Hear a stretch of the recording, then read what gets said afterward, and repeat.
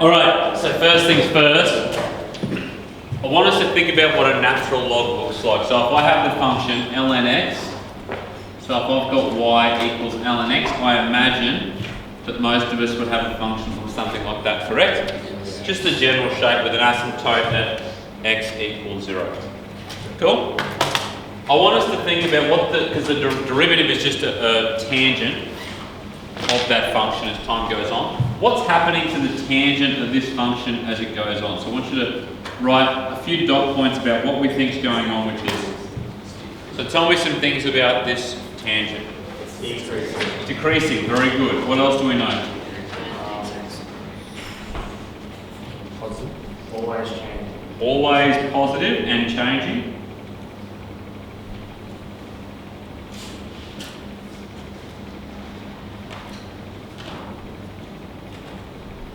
Very good. What else? Never zero or less.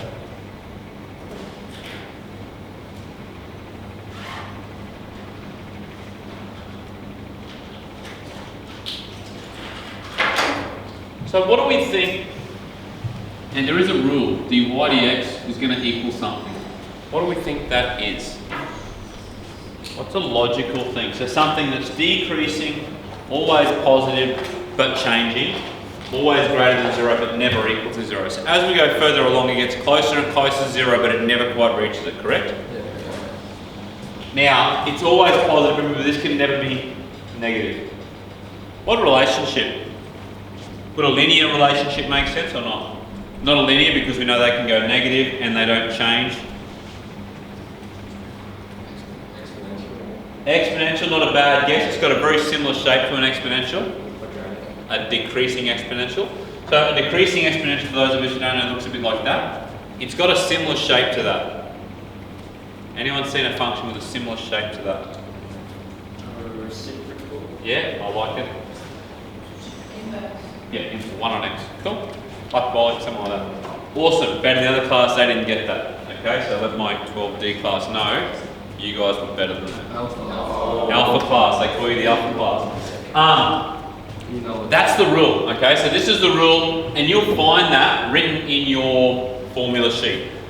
Kind of handy, really handy if we know how to use it, but not overly handy if we're not aware of the context. So if we're not aware of the next step, it gets quite confusing, because there's a few things that we need to identify.